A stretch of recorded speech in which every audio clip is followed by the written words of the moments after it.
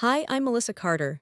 I'm 58, and until that day, I ran compliance at Westbridge Systems, a huge electronics company in the Midwest. I'd been there almost 30 years, 28 years, and 361 days to be exact. I knew that place inside and out. Every single detail of how they did things, every financial report, every little thing that might be a bit off, I was on top of it all. My job was making sure everything was squeaky clean, following all the rules.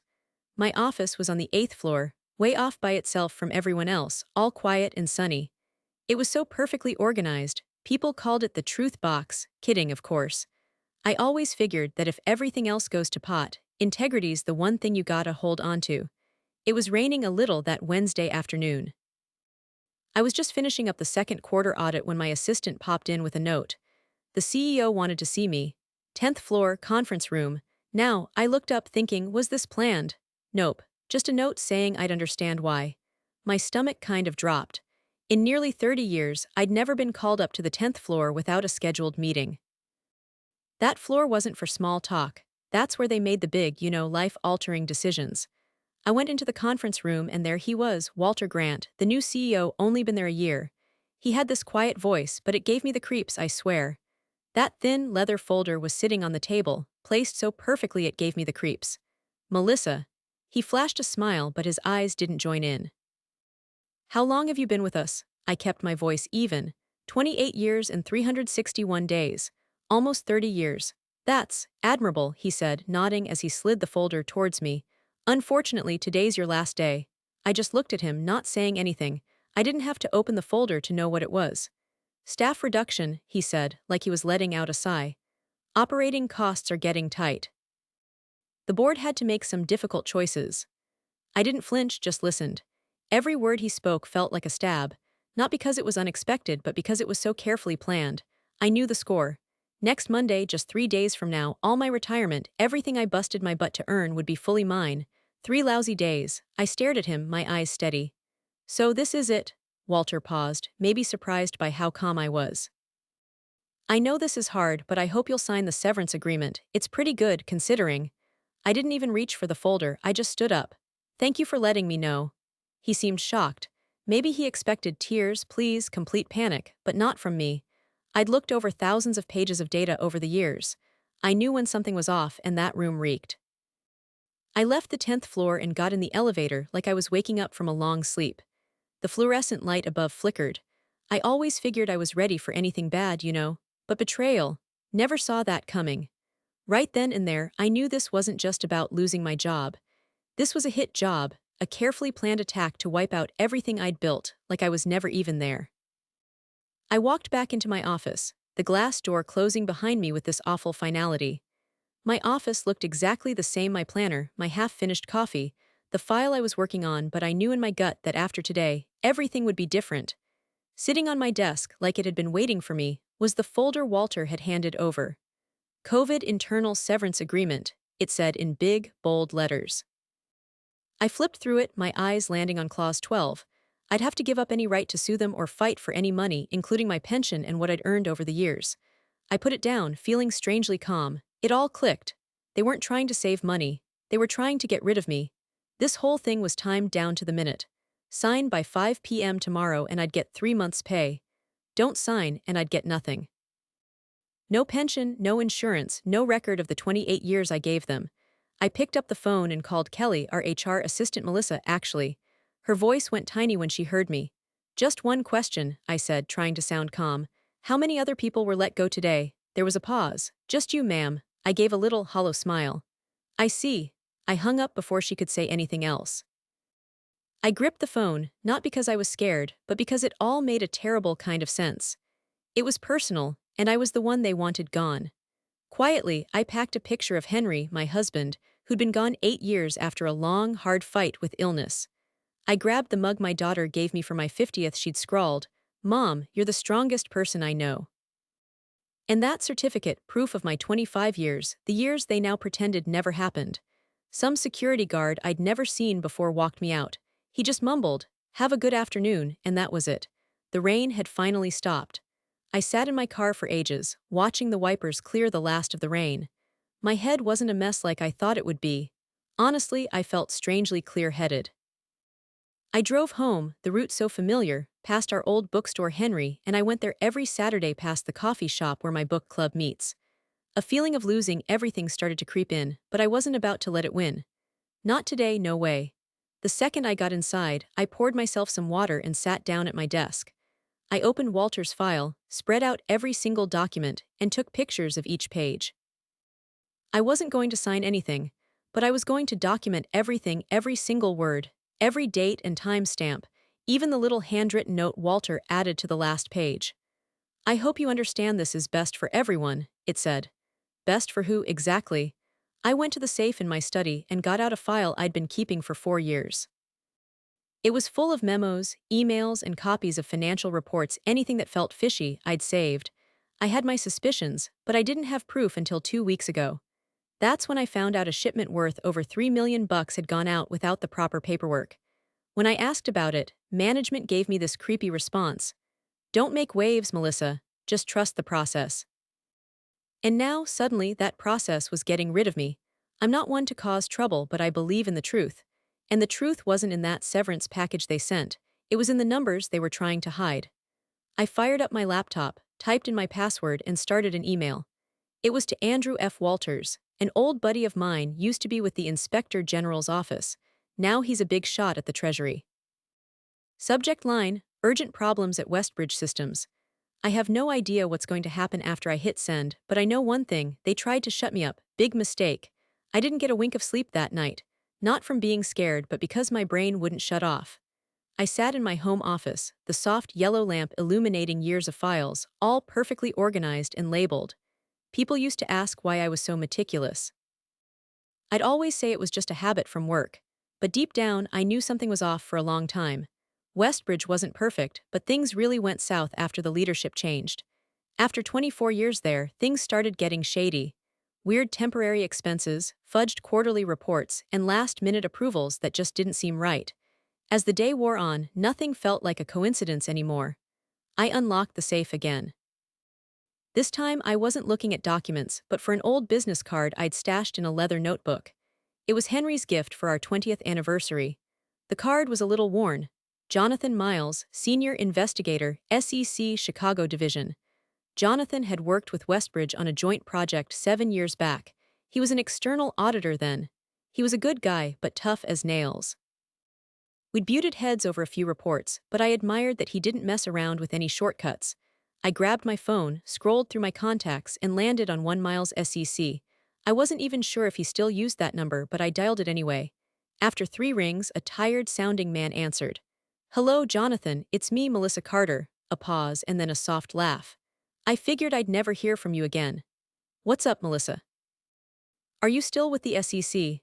Nah, I'm an independent investigative consultant now, but I still help out on special cases. Why? I took a deep breath. I need to talk. Something serious is going down at Westbridge, and I have evidence. His voice changed immediately. What kind of evidence are we talking about?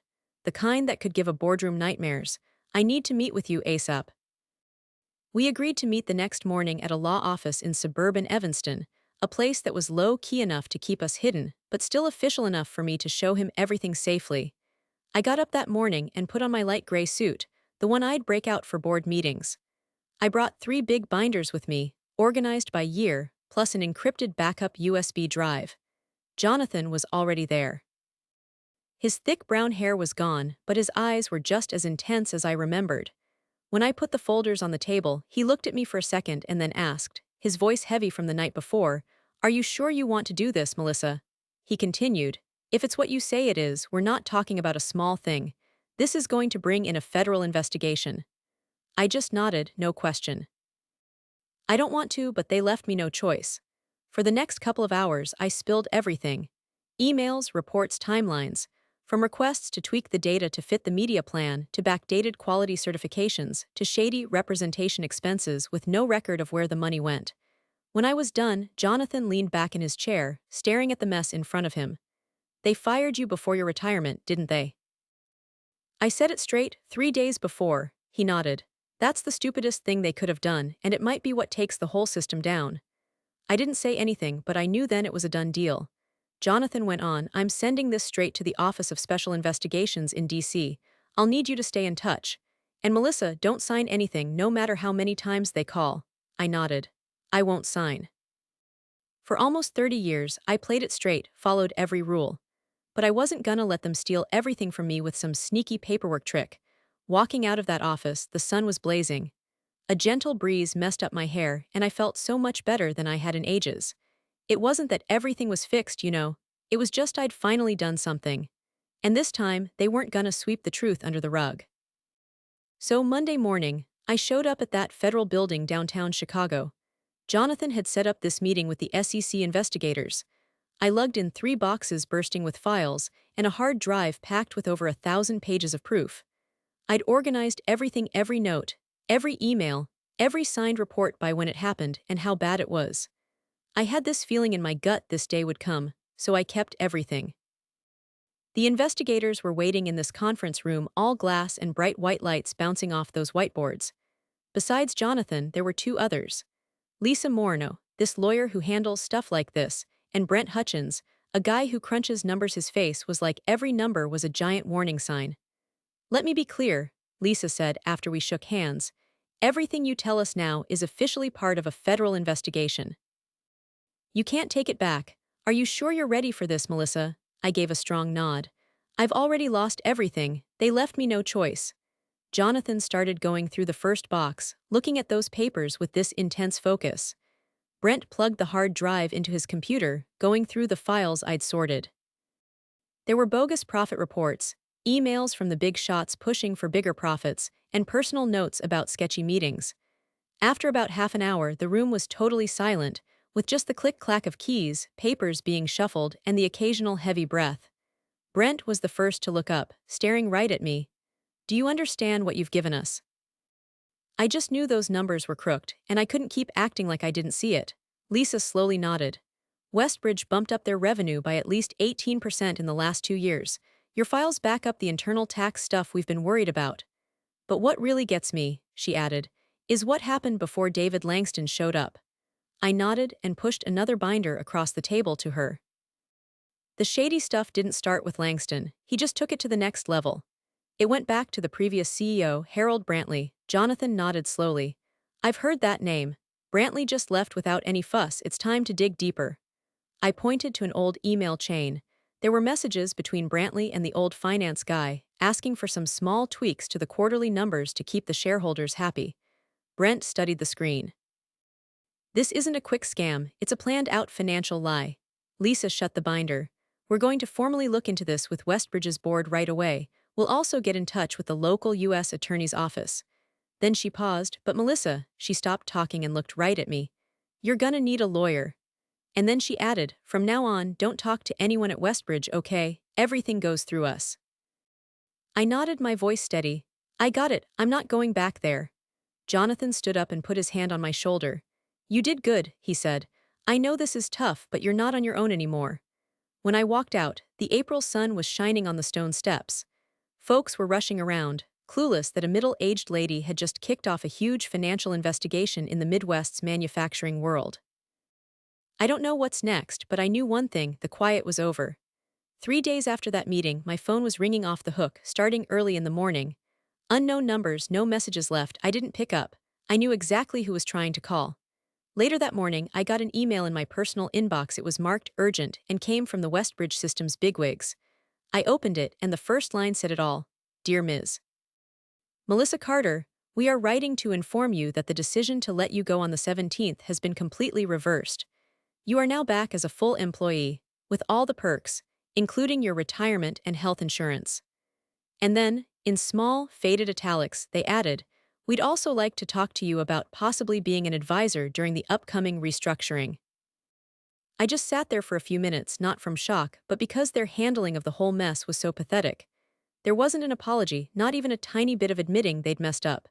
It was all just damage control, pretending to be nice. I called my lawyer, Donna Reynolds, this amazing woman, 60ish, sharp as a tack, and she never trusts anyone who smiles too much. I read them the email out loud. She snorted. Do they really think you're gonna be all happy and go running back? They're covering their butts, I said.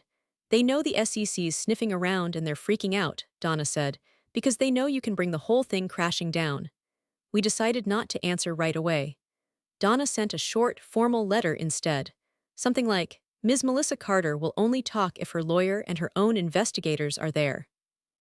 That afternoon, some guy from the board, Russell McMahon, called my home phone. He didn't leave a message, he was super brief. Melissa, I hope you understand, we were just following procedure. Nobody on the board actually wanted you out, we were pressured. I stopped him right there. Pressured by who, Mr. Russell? By you or by the guy your board voted in? I told him, we need to talk about a deal that works for both of us. I paused, then said, but not at your offices, and I'm bringing backup. 2 days later, we met at a neutral lawyer's place in Chicago.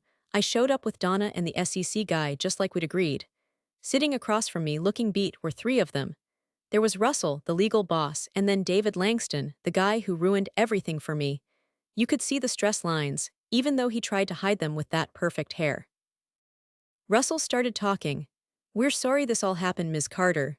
The board wants to make things right. We'd like to offer you a consulting job. Double the pay, work from home, you set your own hours. I'm not here to talk about a job, I cut him off. I want to be crystal clear, I'm not signing anything that shuts me up. I'm not coming back just to keep quiet. I want a full investigation, and it needs to be public if it has to be. David just stared at me, his eyes totally empty. Maybe he never thought I'd actually go through with it. Melissa, it doesn't have to get this bad, he said. You stole 28 years of my life with a single signature, I told him. If you think I'm just going to roll over and act like none of this happened, you really don't know me at all. Donna passed me a paper the SEC had ready, a list with 17 official requests that Westbridge had to answer, including every budget approval, 5 years of financial stuff, and every meeting where they talked about changing their profits. None of those three were brave enough to sign anything right then. You won't cooperate with the board to handle this behind closed doors. Russell, with this blend of urgency and a know-it-all attitude, asked me one final time. Without even a second thought, I told him I'd tried for 4 years. But when I really needed those board members to step up, no one said a word. It's about time the truth took center stage. I got up, walked right out of the room, and didn't even glance back at their uncomfortable faces. I wasn't looking to get even. All I wanted was the truth out in the open. And now, justice was finally moving forward. No way it was gonna slow down just because of some empty promises. 3 days later, I was sitting at my desk in my home office, all quiet. I unlocked my personal safe. There was one file I held back from the SEC. Not cause I forgot, but because I was biding my time. And now, with Westbridge starting to freak out, the time had come. The file had a red label, written by hand in black ink. Internal Correspondence Q3 and Q4. Brantley Era. Inside were printed emails, going back and forth between Harold Brantley, the former CEO of Westbridge, and 3 board members, Russell McMahon, Linda Rowe, and Carlton Daniels. It wasn't just that they knew about messing with the reports. The emails showed they were actually telling the finance department how to cook the books to make up fake income. There was even a document from the old head accountant suggesting they take unrealized profits and put them in the current quarter to make shareholders happy. I shot the entire file over to Jonathan and Lisa, with a quick note attached. I figure it's time we fill in the blanks completely.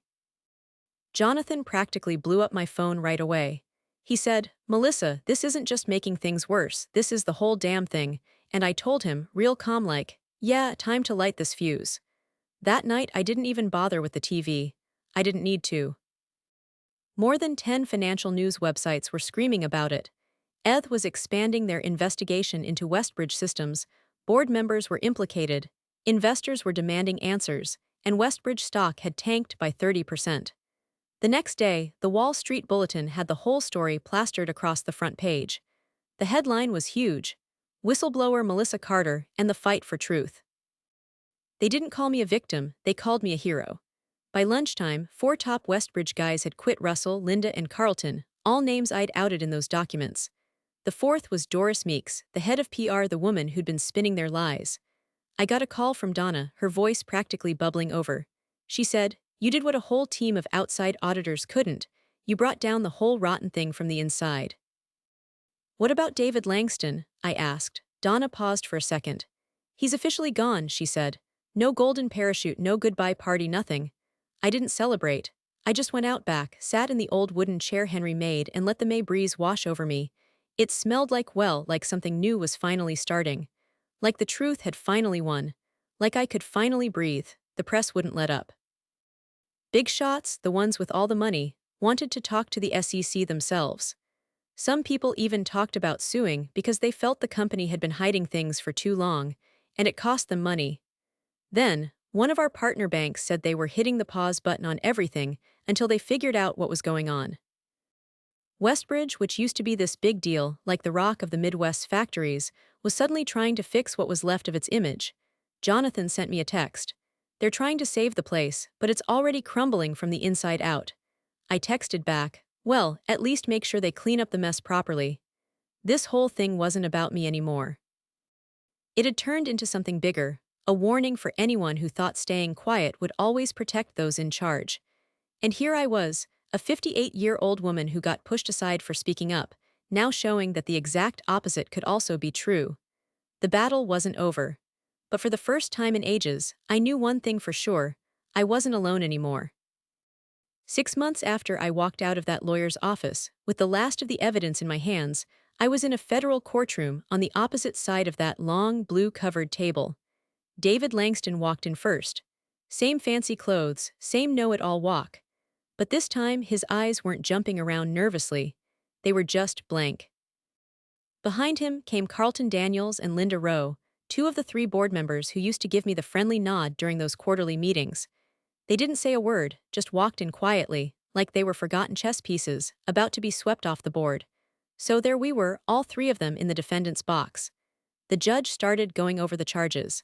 Securities fraud, cooking the books, keeping secrets from investors. The proof the SEC had, including those papers I gave them, it was all there, plain as day. In front of everyone, the feds, the press, the big investors, they just confessed. No yelling, no excuses. I looked over at David, the guy who dumped me like I was nothing when they started the layoffs. Our eyes locked for like a split second, and I saw it. Not guilt, but that look of total surrender. Afterwards, they took me to a private office to give me the official word from the CCC. Lisa, who'd been running the whole investigation from the get-go, gave me a little smile and handed me a big envelope and a paper with a red seal. A whistleblower award under the SEC's protection rules. I opened it up, and I swear, I almost passed out. 15% of all the money they collected from the case. Enough to live on forever, no more worries about health insurance, doctors, or retirement. Donna, my lawyer, came up and put her hand on my shoulder. You did it, she said. Now it's time to start over, your way.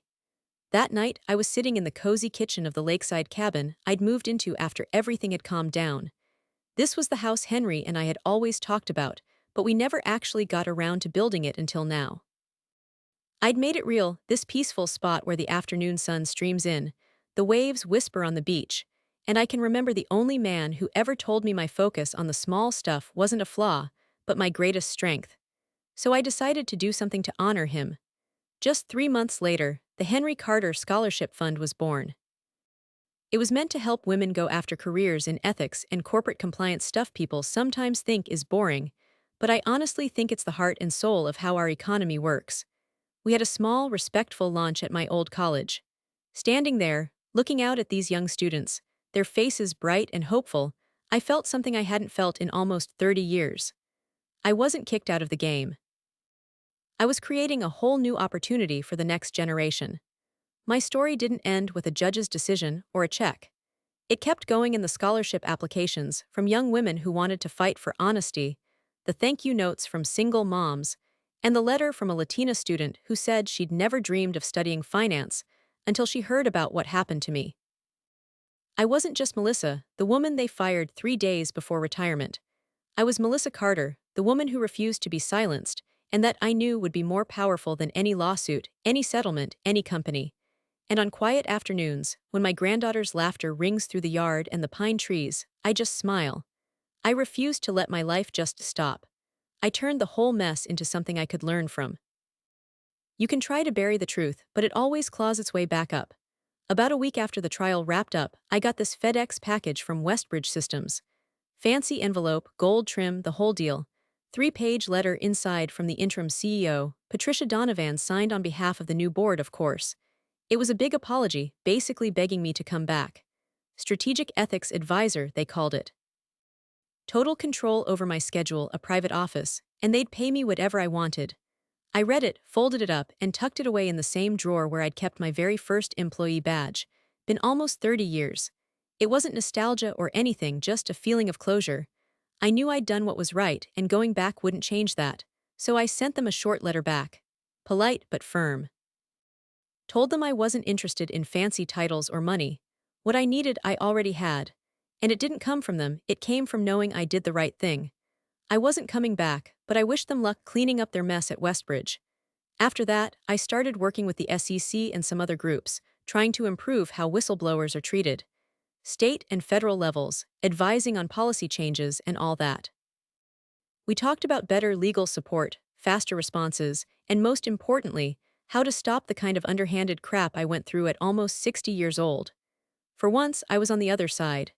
Not defending myself, but actually making decisions. It all kind of came to a head at this policy conference in DC. This young woman, a compliance officer, came up to me, practically tearing up.